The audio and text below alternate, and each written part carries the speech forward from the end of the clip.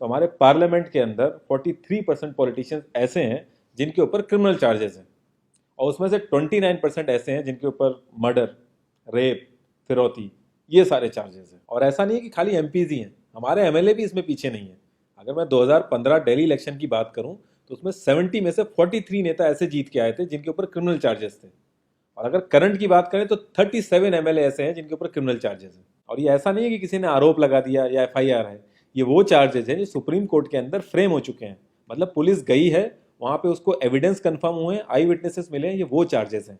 ये प्रॉब्लम तो बहुत ही छोटी सी है कि पार्टीज क्रिमिनल्स को टिकट ना दें और लोग क्रिमिनल्स को वोट ना दें, लेकिन इस छोटी सी प्रॉब्लम के लिए 1999 से लड़ाई चल रही है और अभी तक इसका सोल्यूशन नहीं हुआ है। 1999 में एसोसिएशन फॉर डेमोक्रेटिक रिफॉर्म, जिसे एडीआर नाम से ज़्यादा जानते हैं लोग, इन्होंने जो भी क्रिमिनल्स हैं पॉलिटिक्स में, इनके लिए एक पीआईएल डाली दिल्ली हाई कोर्ट में, और दिल्ली हाई कोर्ट ने उसको एक्सेप्ट भी कर लिया। जब दिल्ली हाई कोर्ट ने ये पीआईएल एक्सेप्ट की थी तो ये चीज़ वहीं ख़त्म हो गई थी। ये जो नेता जिन्हें हम जिता के लाते हैं ना, ये सब लोगों ने मिल के उस पीआईएल के अगेंस्ट में सुप्रीम कोर्ट में अपील कर दी। जब सुप्रीम कोर्ट से भी इनकी अपील खारिज हो गई तो हमें वो देखने को मिला जो हमने कभी नहीं देखा था, ये सारी पार्टियां एक हो गई।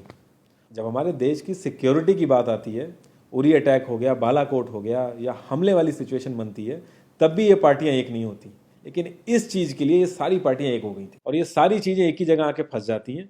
इंडिया के कानून के हिसाब से जब तक किसी भी आदमी के ऊपर फाइनल जजमेंट नहीं आता तब तक वो बेकसूर है, और उसी चीज़ का फायदा उठता है। अगर कोई आईएएस पीसीएस की तैयारी कर रहा है और उसके ऊपर क्रिमिनल चार्जेस हैं तो उसे ऑफर लेटर नहीं मिलेगा। यहाँ तक कि क्लर्क की जॉब के लिए उसको दिक्कत आ जाएगी। लाखों कैदी ऐसे हैं जिन पे अभी जजमेंट नहीं आया है, जो अंडर ट्रायल है, उनको जेल में डाल रखा है।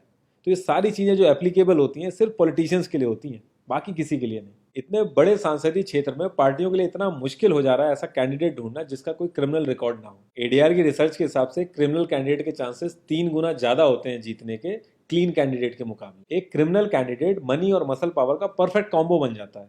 पार्टी के लिए फंडिंग इकट्ठी करनी हो, self financing, black money, campaigning के लिए फाइनेंस इकट्ठा करना हो, हर एक चीज में माहिर होते हैं। इसलिए पॉलिटिकल पार्टीज की ये पहली पसंद बन जाती है। पहले लोग इतनी डिमांड में नहीं थे, पहले वही भीड़ इकट्ठी करना, बूथ कैप्चरिंग, इन्हीं सब चीज़ों तक ये लोग लिमिटेड थे। लेकिन ये जैसे से इनकी वर्सेटैलिटी बढ़ती गई, ये पॉलिटिकल पार्टीज की पहली पसंद बनते गए।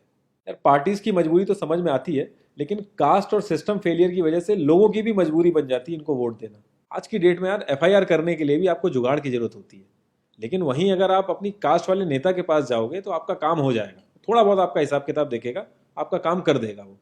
तो ये जो सिस्टम कमजोर है ये मजबूर करता है लोगों को इन लोगों को वोट देने के लिए, और ये लोग पूरा ध्यान रखते हैं कि ये सिस्टम कभी स्ट्रांग ना हो। अगर तुम क्लोजली ऑब्जर्व करो तो हर नेता यही तो समझाने की कोशिश कर रहा है कि सिस्टम सारा खराब है, सिस्टम में ये कमियां हैं और मैं तुम्हें इस सिस्टम से बचा लूंगा।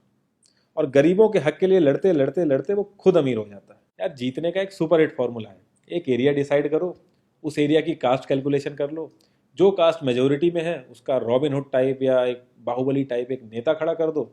जो सिस्टम काम नहीं कर पा रहा है वो काम तुम करने लगो, लोग तुम्हें वोट देने लगेंगे। इन केस अगर कोई ज़्यादा होशियार बन रहा है या लोगों में ज़्यादा समझ आ गई है तो एक छोटा सा दंगा करा दो, लोगों की मजबूरी बन जाएगा तुम्हें वोट करना। Centre for media studies CMS, इसके हिसाब से लास्ट लोकसभा जो 2019 का था उसमें 50,000 करोड़ से भी ज़्यादा पैसा इन्वॉल्व था। पूरे वर्ल्ड में इंडिया सबसे ज़्यादा पैसा खर्च करता है इलेक्शन में, यूएसए से भी ज़्यादा। तो यार तुम्हें क्या लगता है इतना पैसा खर्च करके कोई जब आएगा तो वो रिटर्न ऑफ इन्वेस्टमेंट नहीं देखेगा? ऐसे ये सारी पार्टीज आपस में कितना लड़ती रहती हैं, कितने वैचारिक मतभेद हैं इनके आपस में, लेकिन जब भी ट्रांसपेरेंसी इन पार्टी फंडिंग की बात आती है ये सब लोग एक जैसा राग अलापते हैं।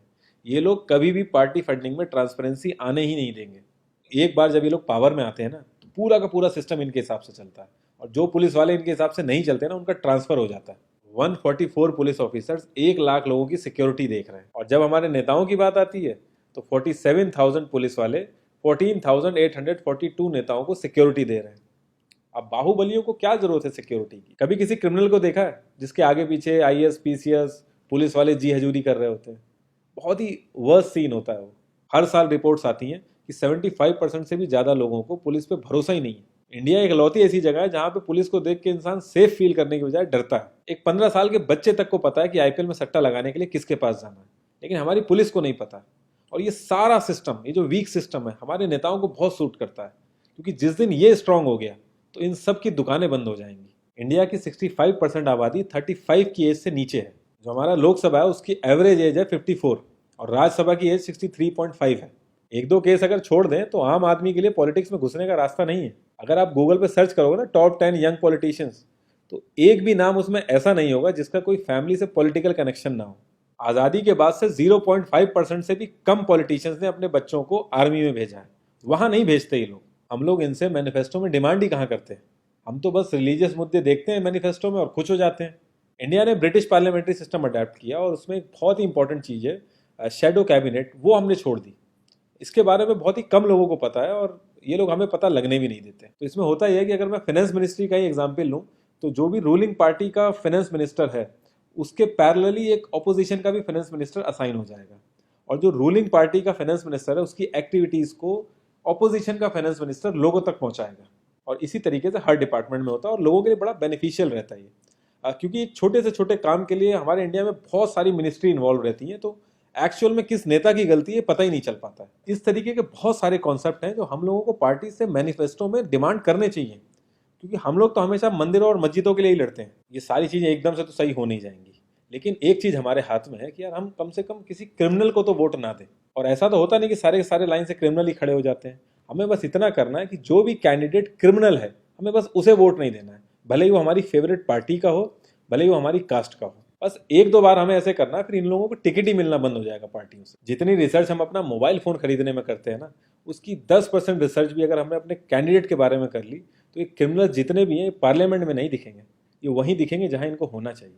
लास्ट में एक ही क्वेश्चन पे मैं इस कॉन्वर्सेशन को एंड करूंगा कि पॉलिटिक्स अगर समाज सेवा है तो सैलरी क्यों, और अगर नौकरी है तो एग्ज़ाम और क्वालिफिकेशन क्यों नहीं।